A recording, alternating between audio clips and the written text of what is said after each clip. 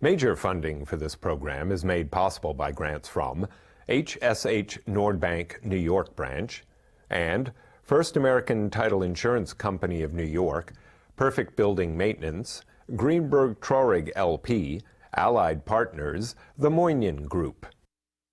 Additional funding for this program is made possible by grants from Antares Real Estate, Arbor Realty Trust, C.B. Richard Ellis, Cushman and Wakefield, Essex Capital Partners, Fremont Investment and Loan, Massey Knackle Realty Services, Muss Development LLC, Rosenthal and Rosenthal Inc., Signature Bank, Stonehenge Partners, Swig Equities, the Engel Berman Group, the Wyckoff Group, Titan Capital, YL Real Estate Developers.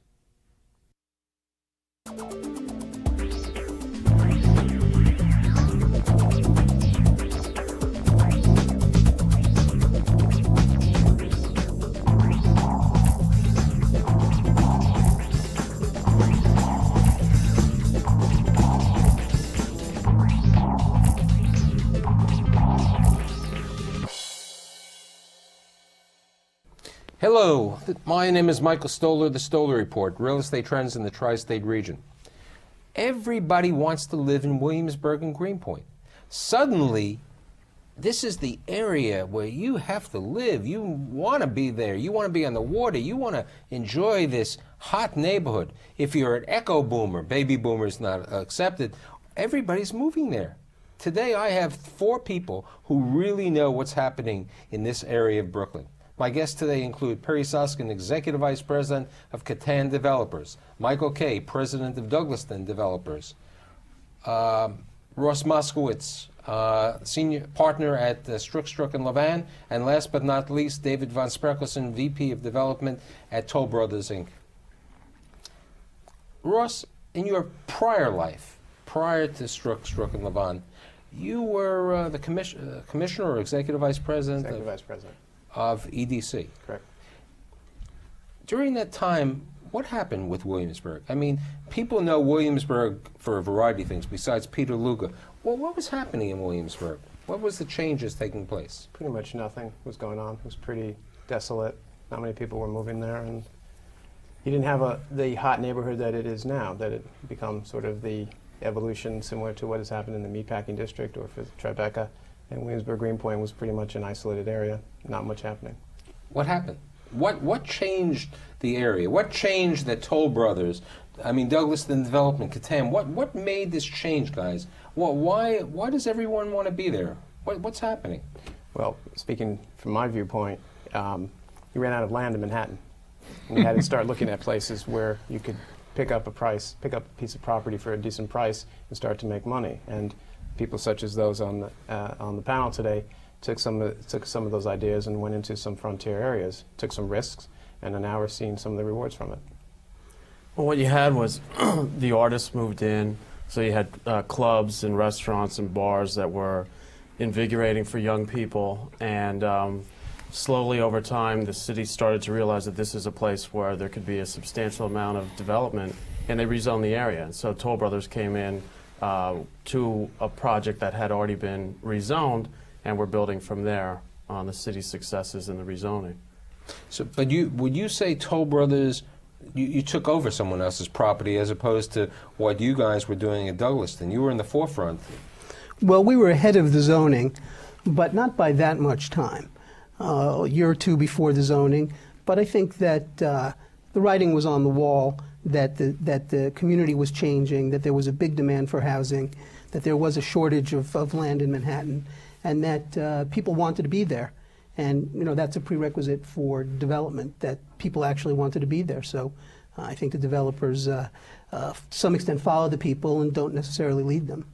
And you, Perry? Well, our organization is Brooklyn-based, and we were doing a lot of stuff in Park Slope, and we understood what was happening in the zoning, and we jumped on the site also right before the zoning, but we knew it was going to be zoned. And to some degree, Brooklyn and Queens, Brooklyn waterfront is a growing area, mainly because Manhattan is really out of the reach of a lot of people who are now living or going to live in these areas. even though Manhattan is still, a desire. If you asked anybody who wanted to who's living in Brooklyn now, if they had a preference exactly where they wanted to live at a certain price, they would probably tell you Manhattan. But that's not reality in this city, even though the housing that's being built is certainly, there's market rate and affordable, but the market rate is reasonably lower than Manhattan. I mean, people talk market rate as being affordable. You're building your project, the 29-story building, correct? Right. How many units are in the building, and what are the prices per unit? It's 180 units, and the prices average in the high eights. High $800 per square foot. Right. And you're going to build 3 buildings eventually, correct? Right. So you're going to have approximately 800 units.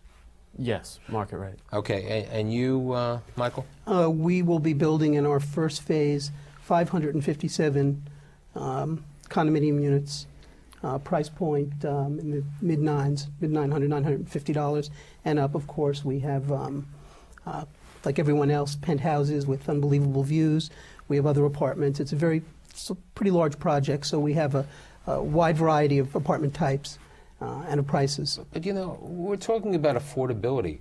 $950 a square foot to me doesn't sound that affordable. I mean, if I'm going to get a 2-bedroom apartment, that's $1 million for that apartment. I mean, can't we go to Perry's properties in Park Slope, or your development in Long Island City, or certain other sections of Brooklyn to get other alternatives at a lower price point? There are alternatives all over the city. There are people the people who David were talking about, who sort of moved out to Williamsburg some years ago, are, many of those same types of people who are looking for very, more affordable market rate apartments are moving out to Bushwick and other places. The city is growing, and we have to produce a lot of housing in order to have places for all the people to live. So yes, there are other places that people can live, but Williamsburg is a very desirable place, and we think that people will be, happy to pay for these extraordinary projects with a lot of amenities and with unbelievable views, and that's only one stop on the train from Manhattan. But that's your project, which is one stop away from Manhattan, and David's project. Right. You're building, you have 2 projects. You have another project called the North 8th Street. North 8, yeah. North 8 in Kent, 40 units. And what is that? It's right across from the State Waterfront Park. So we have on one elevation, we have unencumbered views of Manhattan, and that project's been very successful. And how far is that from the subway? That's 4 blocks. Mm-hmm. It's about equal distant from Northside Piers to the subway, North 8 to the subway. Right, and what are you building in Greenpoint? I mean, Greenpoint, I still remember going to Greenpoint, and there was the mobile plant. I mean, the gas stations. I mean, Greenpoint. We're building a project that's a combination of a historical, it's not a historical landmark, but a historical building. It was an Eberhard Faber factory that was... For my audience... Eberhard Faber was made pencils. Made pencils. Right, they make pencils. Still do, in fact, our building will probably be called the Pencil Factory. However, the interim use was a family that owned it for 75 years, who were essentially in the rag trade, that they collected old clothes and rags and distributed it all over the world. We bought the building from them. But we're a little different than the other 2 developments. We're only a 93-unit development. We're a combination rehab and new construction, but we do have amenities. This is a condo. We have a lounge, we have a gym, we have duplexes, we have penthouses with water views, and we're 1 block off the water. So even when there are towers that are going to be built in front of us. Both of these gentlemen are right on the water. Right. You're specifically on the water. You're on the water. You're going to have amenities over there. Yes. Okay. I mean, each one. But here's the question that comes on. You guys all of you are building a certain type of development, and Ross represents a lot of people over there. There are so many units planned for Williamsburg. Can the area handle, can the infrastructure, it's great to have a subway, but it's only 1 subway. Can the area handle this? Can the infrastructure, the community, handle all of these potential apartments? The answer in part is yes, but one of the requirements, and Michael's project is a perfect example, is that one of the requirements associated with his development and with the rezoning is that he has certain not only amenities geared for his purchasers, but also for the community. There's an open space waterfront esplanade program that is going to be deeded back to the city after it's completed. So the foresight of the planners is to create certain type of infrastructure that is a give back into the community. So in part, yes. If you're talking about the subway system and things like that, I think that remains, it's too early to tell. But if you look at an example of what happened over on the west side of Manhattan when Trump and his partners built Riverside South, part and parcel to that was the rehab of 72nd Street, which is a much traveled subway stop on the west side. And that, it took a long time, cost a lot of money, but ultimately that subway stop got redone. They reconfigured the traffic patterns, they actually extended the park to allow it to happen. So I don't know if that will ultimately happen in this area, but there are mechanisms down the road. But I would suggest it's too early to tell whether that part of the infrastructure, as opposed to open space and access to the waterfront, will need to be updated. I think what Ross is saying is true, and I think that there will also be a greater demand for public services from the people who move in as the density in these areas increase. I mean, this isn't like, you know, the changes that have happened to, let's say, the Lower East Side or the East Village, where you already had a high density and maybe a few more buildings were built and things like that. But here we're taking what are essentially vacant sites and have been vacant for 30 years. Never had people living on them and building, you know, a lot of housing. So the city has to have... What about schools? Well, I was just going to say that. That's a good question. Schools, the fire department, the police department, transportation, everything, you know, the city has to ramp up and provide services that it provides throughout the city. And I'm confident the city will be able to do that, but, you know, it has to be done. You know, it's interesting. This morning I had a class at NYU, and I had Jamie Lefrak, and he was talking to me, and I had some other people. We were talking about Jersey City. And the biggest problem that happened in Jersey City is that they had to build a private school, and they had to subsidize the private school because nobody wanted, you know, as people were moving to Jersey City, but they would move out before their children because there was a lack of schools. Now, Williamsburg, as you said, was 30 years with vacant structures or vacant land or lumber yards or sugar factories. How does the city take this? I mean, to absorb 14,000 potential new units. It's going to evolve, similar again to if you just look at historically how it's happened from a planning perspective throughout the city. As the density, as Michael says, as the density increases, as the demands of the community increase. I mean, there's perfect examples throughout the city in every borough where housing was sort of the priority first, then the structure, then the services came next, and then there was a demand, for instance, on schools, so that any new development, in fact, had to find some solution to the school. Whether you look at the brand new Geary building in the Lower Manhattan that the Ratner Group is building. In it is a school, and that was part and parcel of negotiations with the city. But there you had a density already established, you had services already established, and then you had a different type of socioeconomic and population. Here you don't have that yet. Ultimately, I would not be surprised whether it's 5 years from now or 10 years from now that you start to see the same thing happening once the density and the population. Well, the city is behind. I mean, the city, to one degree, under Bloomberg, has tried to envision what's going to happen 5 to 10 years up the pike. I don't believe. I mean, I know there are planners looking at this. I think the housing is going to be first. No, it has to be. Right, the housing is going to be first, and the city will have to deal with its infrastructure problems after that. Are the streets congested? They're congested now. The whole city's congested. The city's congested. The subways are congested. You know, again, but at the same time, the population of the city is growing. It's growing in both its middle income, low middle income, and high middle income, and even high income people. And they're living all over. They're not just living in Manhattan anymore. Right. And somewhere along the line, the mayor and his planning commission and the housing agency are going to have to sit down and say, hey guys, we got 14,000 units concentrated in Brooklyn and Queens. We have no schools. Now, my question is... See, Williamsburg before catered to an Orthodox community. They had their own schools. It wasn't an issue. In fact, the public schools closed down. They were all yeshivas. Now you're going to have to find sites, and I'm sure very soon the city is going to designate a few sites that are going to be for schools because you're going to have no choice. But in the public schools there is excess capacity. And I think a good example is when Dumbo became a popular neighborhood to live in. When people moved in there, they weren't sure what they were going to do about schools. The closest public school was PS8, which was a school that underperformed for years and years and years. The parents got together and they essentially blew up that school and started over. And now it's a school where many of the children who live in Dumbo go to. And I think the same thing can happen in Williamsburg when the parents start getting involved, because there is excess capacity in some of the schools there. The other thing on the transportation issue with the subway, there's going to be a express ferry stop at your location, correct? Yeah, there'll be that's correct. A water taxi. ferry, So but a I mean, water that's going to help alleviate some of the problem. And the same thing in Dumbo at Fulton Landing. There's a water taxi which helps people get to work in Lower Manhattan. So Who is the profile of an individual who's buying in your building today? You're not ready on that. Right. right now we've been initially selling the smaller units.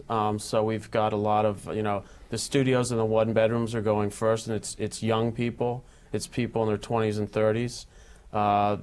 We're also seeing young and small families who are buying the 2 bedrooms, especially the 2 bedrooms with the great views. So it's skewing a little younger than we had even anticipated. I think that we wish we had more 1 bedrooms in studios. My big question, which everybody knows from watching my shows, is that I think the city, we need workforce housing, and $800 to $900 a foot is not workforce housing. When Douglaston Development did 116th Street with Suna Levine, that was workforce housing. Somebody could buy a limited equity co-op at a great price. We need co-ops or condos at an affordable price in Williamsburg, and the second thing is we need rental housing. Do you see this being built, or is this going to happen in Williamsburg, Greenpoint? Well, the rental housing is being built as inclusionary housing with but the isn't condo. that limited? Why don't you explain to my audience the amount of this rental housing that's built? And that's only relating to the projects on the water, correct? Well, there's a bonus also for the projects that are inland. Whether people take advantage of that or not remains to be seen. On the waterfront, people are taking advantage of it. But explain to my audience what these programs are, so how somebody who watches my show could possibly gain the benefit of being able to rent an apartment in a new building. Let Michael do that. Well, we're building at our project 347 units of affordable housing. And what affordable means in this context is affordable, let's put it like this. A rent will be, if I remember correctly, around $950, about $850 for a studio, if I recall, about $950 for a 1-bedroom, and about $1,100 for a 2-bedroom. So are we talking about approximately 80% of the area median income? Yeah, That's the standard. Yes, right. 80% of area median income. For my audience, for a family of 4, it's about $72,000 Yes. is area median income for a family of 4, so it's 80% of that. So a person could qualify earning up to $64,000. Well, that's Right. a reasonable level of affordability for a middle-income, truly middle-income family in the city of New York. The real issue you have on affordability is not, the bonuses you get for these projects. They're about 2/3 less than what you would get if you were able to build in Manhattan, which was a 4-to-1 ratio. Right. So for every 1 foot of affordability, you would get 4 foot of market. The city, in its infinite wisdom, decided not to do that. So we're probably going to see less affordability rather than more affordable housing, except in rentals. If you build the affordability on site, you will get a bonus. Right. And then you can have a combination of market rentals and affordable rentals on the site. But there's a limit to how much how much you pay for land, how much you can develop it for, how much can this rental building carry in the other 20%. And it's very limited in how many units are going to be generated of that. But we're talking in your development, you have 337 potential units. 347. 347 units where somebody can earn up to $64,000 a year based on today's earnings, if the number's going up. Right. Now, they go into a lottery. That's correct. Okay, and you've lived with these lotteries. Let's describe this, because I know this is what people want to know. How do you get into this? You've been involved with it. How does somebody like? I mean, how did 10,000 people Yes. sign up for 347 units? 14,000 perhaps? Yeah. How? They sign up an application and take the chance. It's a lottery, which is a hell of a way to run a program.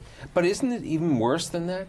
Because people sometimes don't even know how to fill out the application, and if they fill out the application wrong or they do something wrong and they earn $64,232, they're out of this lottery? That's right. Yeah, that's right. But he has agreed with the city's Housing Preservation Development Group, has a managing agent who's going to administer this program, the low-income housing program. It's etched in stone. More importantly, if it's not done right, it screws up his market. He's tied, they're directly linked. His certificate of occupancy is for his affordable, are directly linked to his certificate of occupancy is for his market. So his lenders and everyone else involved has a careful eye on this. So his group can't mess this up. I'm not saying Michael's going to mess it up. Thanks. All I'm It's possible. saying is I'm saying this is a difficulty for the person. I mean, I use the best example. In my building, there is a doorman who picks up the newspaper and sees all these notices all the time. And here's a guy who's 63 or 64 years of age who notices these opportunities all over the city, and he's won the lottery to get to the application stage. And he tells me, I earned this, but with my income in the bank, from my interest and the fact that I get tips, over here, I'm out of this. And he says, how do I fill this out? I said, hey, this is the problem. This is, But you're actually hitting a different topic now. You're in a different topic as to forget about what Douglason is doing or Toll or Perry's doing. You're actually touching on a topic now is define affordability. That's right. You're now taking it into a different level of discussion because there are 10,000, 14,000 people looking for his 350 apartments, but there's another 10,000, 15,000 people who are moving to the suburbs because now who are at a higher level of income, but they're priced out at the top and they're priced out at the bottom because they make too much money. have Your to doorman's your perfect example. Right. So you're touching on the topic that right, and he's at the 40%. He's in the category of earning 40% of the area median income. But the idea is, I mean, to make it a socioeconomic neighborhood, we need housing for everyone. Well, one good idea, I mean, you have a law in the books, it's called the Mitchell-Lama Law. It should be considered and be brought back. And that always provided the city historically in the 60s and 70s with 120,000 units of middle-income housing.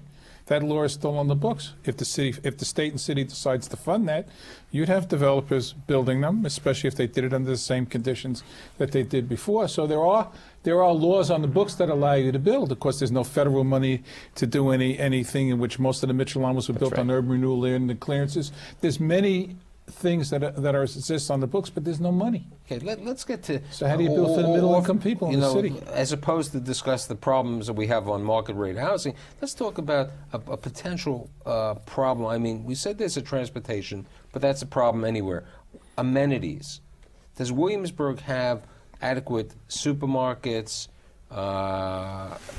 Rite Aids, CVS's, Duane Reade's? I mean, is that opening up there? I mean, you have the same situation in Long Island City for your development. There's no supermarket in Long Island City. It's great to have Fresh Direct, but Fresh Direct, I've heard this too much. I have Fresh Direct. I mean, that's the only thing. It's expensive, though. We have a space that we hope to get, a luxury grocer, somebody who has great food and people want to go there, and where the food is prepared foods and groceries that people can drive there and drive up and buy things. And I think the neighborhood, like all neighborhoods in New York City, is under-retailed. I mean, most people who live in New York City survive perfectly well with a level of retail that people who live in other cities or out in the suburbs would consider inadequate.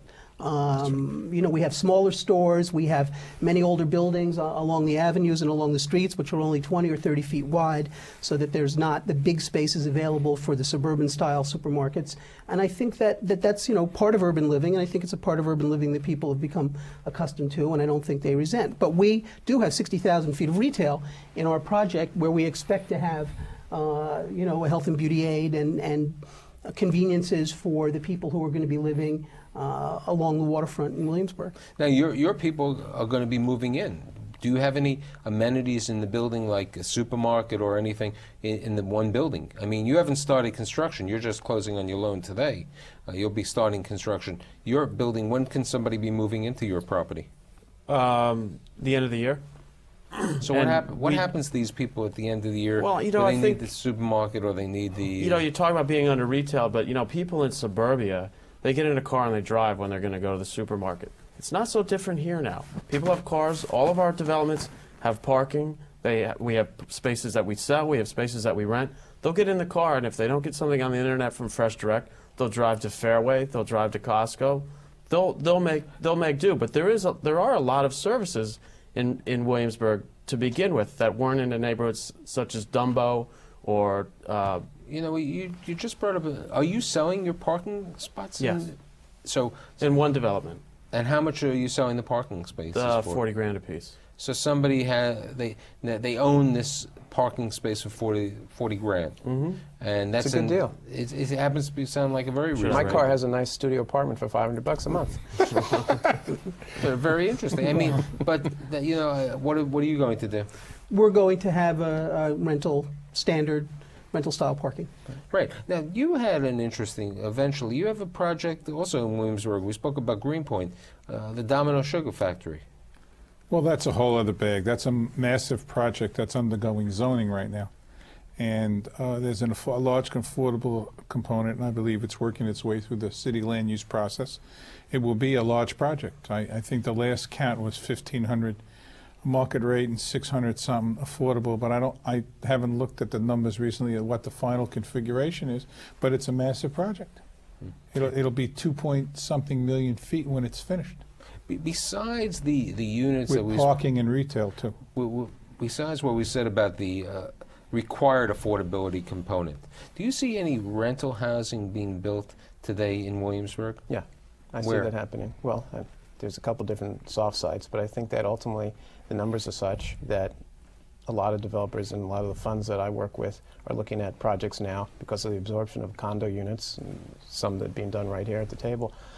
They think that rental's a better play right now, and to see how the market handles it. But these are sites that people have owned for a while. They're Correct. not coming into them now. That's great. That's right. Because, Well, therefore, their basis is lower. no, I realize, but what you're saying to me is that Toll Brothers, if they had to buy a site today, it's not really financially feasible to build a rental. Not at all.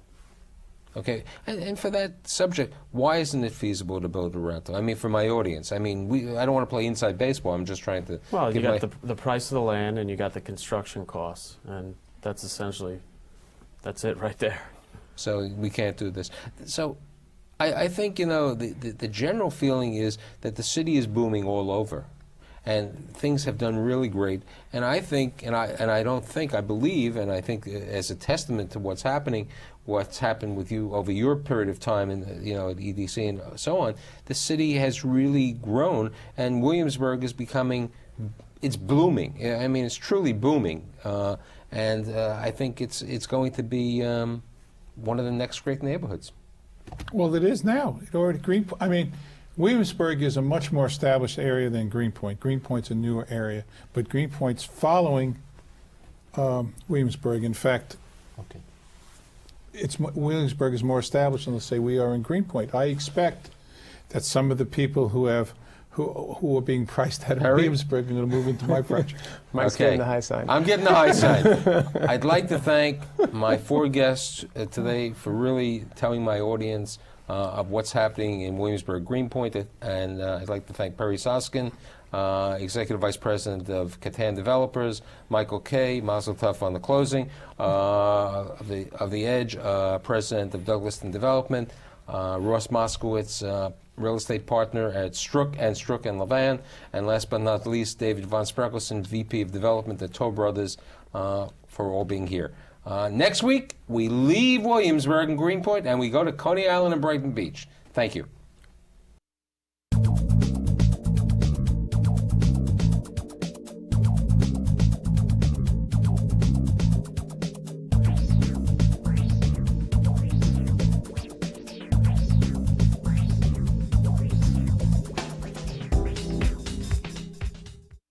Major funding for this program is made possible by grants from HSH Nordbank New York branch and First American Title Insurance Company of New York, Perfect Building Maintenance, Greenberg Traurig LP, Allied Partners, the Moynihan Group. Additional funding for this program is made possible by grants from Antares Real Estate, Arbor Realty Trust, C.B. Richard Ellis, Cushman and Wakefield, Essex Capital Partners, Fremont Investment and Loan, Massey Knackle Realty Services, Muss Development LLC, Rosenthal and Rosenthal Inc., Signature Bank, Stonehenge Partners, Swig Equities, the Engel Berman Group, the Wyckoff Group, Titan Capital, YL Real Estate Developers.